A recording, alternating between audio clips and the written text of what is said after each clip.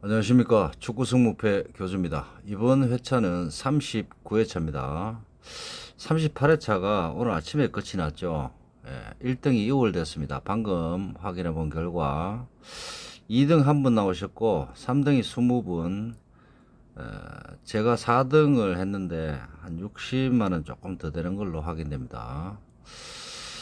자, 39회차 분석을 어제부터 오늘 오전까지 해서 어, 마킹을 하고 실제 구매를 했습니다. 제가 구매를 하고 업로드를 오전에 했는데 업로드 한 게 싹 다 날라가 버렸습니다. 그래서 다시 지금 업로드를 해야 됩니다. 잠깐 언급을 해드리자면 시간은 7월 5일 토요일 19시부터 7월 16일 20시까지로 이루어져 있습니다. K리그와 J리그가 이번에는 섞여 있습니다. 요번부터 5번부터 11번까지가 J리그죠. 1번 또 J리그고 그렇게 되어 있습니다. 잠깐 마킹에 대해서 잠깐 언급을 드리자면 여러분들이 보시면 아시겠지만 크게 봤을 때는 2번과 3번 그 다음에 14번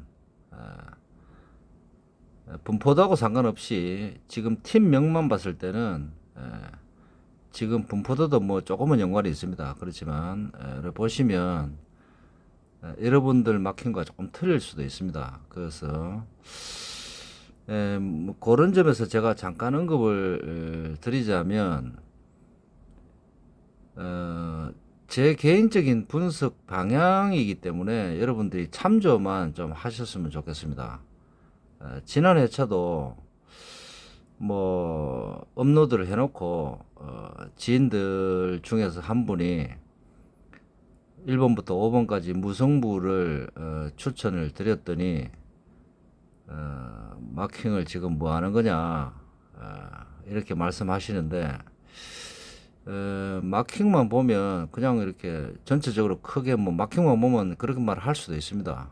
근데 제가 구독자 여러분들한테 한마디 하고 싶은 분석 방향은 매 회차 틀리면 안 된다. 분석 방향이 비슷한 방향으로 분석을 하셔야 됩니다. J리그든 K리그든 또 프리미어리그든 프리메라든 본인만의 분석 방향을 정하셔가지고 그런 분석 방향으로 계속 밀어붙이면 언젠가는 고등이를 할 수 있다. 그리고 제가 저번에도 한번 말씀을 드렸지만 그 제 개인적인 분석 방향이 어떤 거냐면 잠깐 언급을 해드릴게요. 최근 성적하고 상관없이 제가 울산이 고향입니다. 울산 옆에 보면 선바위라고 있습니다. 그 근처가 제 고향인데 제가 울산에서 거주를 할 때는 울산 경기를 거의 안 빠지고 다 봤습니다. 실제로 경기장에 가서 물론 뭐 그 당시 때 뭐 제가 대구 오면서도 일부 뭐 그런 안 좋은 그때 그 당시 때 그 선수가 최모식이 선수가 있었죠. 그다음 몇 명 있었는데 그런 선수들이 공을 찰 때 실제로 경기장에 가보면 공격 상황에서 수비수들이 놀고 있는 경향이 조금 있습니다. 요즘은 제가 시간상 문제가 있어가지고 경기장에 잘 못 가는데 그런 점들이 많이 고쳐졌으면 좋겠고 지금은 물론 뭐 잘 하리라 믿습니다. 그런데 매 경기 축구를 실제로 해보면 매 경기 최선을 다해서 110% 발휘를 할 수가 없습니다. 실력을. 그래서 벤치에서도 감독이라든지 프런트라든지 라카론 분위기라든지 여러 가지 상황을 봤을 때 똑같은 선수가 나오는데 이번 경기는 지고 다음 경기는 이긴다. 이런 상황이 벌어지는 것은 심리적인 부분이죠. 충분히 이길 수 있다. 그 다음에 이번에 이 경기만큼은 이겨야 된다. 그런 생각을 가지고 경기에 임하지만 그런 공격 전개 방법이라든지 미드필드 상황을 상대편이 미리 차단을 해버리면 또 그것이 막혀서 실제로 공격 상황이 좋지 않습니다. 그리고 실제로 인천이라든지 뭐 대구라든지 이런 팀들이 공격 성향, 수비 성향을 조금은 구독자 여러분들이 아셔야 됩니다. 뭐 외국 프리메라 리그도 마찬가지고 프리미어 리그도 마찬가지고 토트넘 특히 뭐 토트넘 경기들 많이 보시죠. 그런 팀들이 하위권 팀들한테 한 번씩 또 뭐 상위권 팀들에게도 맥없이 무너지는 경우가 있습니다. 그런 상황은 지고 싶어서 지는 게 아니고 공격 전개 상황을 미리 차단을 해버리면 공격 전개가 쉽지 않죠. 그 다음엔 다른 스포츠하고 틀려서 중간중간에 이 전술 변화가 쉽지 않습니다. 축구는. 그래서 전반전이 끝이 나고 후반전에 다시 전술을 변화를 시키고 선수를 또 벤치에서 또 내보내고 그런 상황을 만들어야 되는데 벤치에서 나간 선수가 그렇게 그 팀의 경기에 제대로 묻어나기가 조금 힘듭니다. 그래서 그런 상황들을 팀별로 공격 전개 방법, 그 다음에 수비 방법을 조금 이해를 하시면 이번 매치업에서 광주와 대구가 만난다. 그럴 때는 대구는 어떤 방식으로 공격을 할 것이다. 그 다음에 광주는 그 공격을 어떤 방식으로 수비를 하고 다시 공격 전개를 할 것이다. 이런 분석을 하시다 보면 최근 성적이나 맞대결 성적하고 전혀 상관없이 지금 선수 명단을 가지고 감독 입장이 아니고 그런 예측이 조금은 될 수도 있습니다. 그래서 그런 제가 분석하는 방향은 그런 방향을 많이 채택을 하고 있습니다. 최근 성적도 물론 많이 넣지만 특히 골이 넣는 시간대도 굉장히 저는 중요하게 생각을 합니다. 3대1로 이겨도 원정에서 이기든 홈에서 이겨도 골이 넣는 시간대가 좋지 않으면 확실한 승리가 아니다라고 판단을 하는 편이기 때문에 그런 점도 조금은 물론 뭐 구독자 여러분들한테 강압적인 메시지는 아닙니다. 그래서 그런 점들을 분석하시는 분들이 잘하시는 분들은 제가 들어봤을 때 잘하시는 분들은 굉장히 잘하십니다.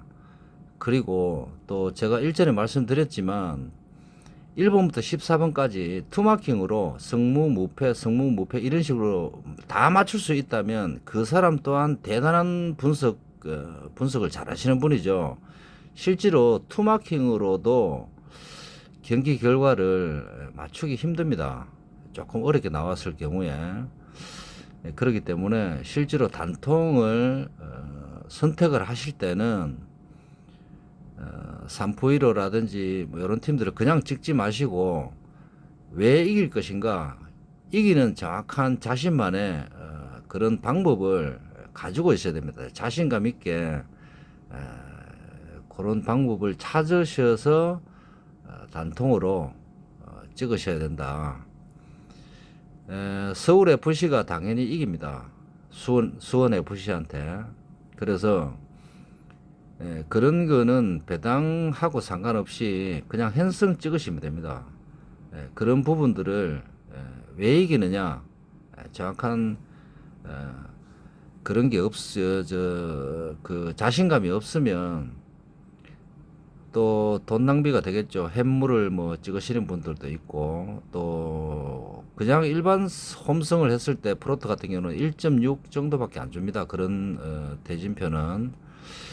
그래서 물론 뭐 핸성 이런 걸 찍으시라는 게 아니고, 아무리 배당이 낮다 하더라도 확실한 자기만의 마킹 방법을 좀 가지고 가시고 또 자신감 있게 하셔야 된다. 대신에 복식을 사용을 하실 때는 과감하게 좀 하셔야 된다. 그 말씀을 좀 드리고 싶습니다. 1번부터 승무, 2번 무패 이렇게 내려오시면 전체적인 그 복식 마킹이 구매하실 때 조금 어려움이 있기 때문에 가능하시면 단통으로 분석을 하셔야 됩니다. 단통으로 분석하시고 그 다음에 한 번 더 분석을 하실 때 복식을 몇 개를 쓸 것인가 그런 점을 제가 볼 때는 저 개인적으로는 분석을 초벌하고 2번 하고 한 4번, 4번, 한 5번, 6번 할 때도 있습니다. 왜냐하면 단통이 과연 이 단통이 맞을 것인가, 이 무승부가 과연 단통감일 것인가, 그 다음에 복식을 과연 1번부터 14번까지 중에 어디에 쓸 것인가를 정확하게 인지를 하시고 그 다음에 그 전회차 복귀는 기본입니다. 기본.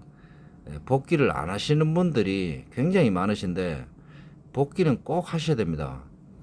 왜 나고야가, 왜 후쿠오카가 왜 졌는가, 왜 이겼는가, 몇 분대 득점이 났고 어떤 방법으로 골링을 넣는가, 그에 대해서 머릿속에 담고 계셔야 된다.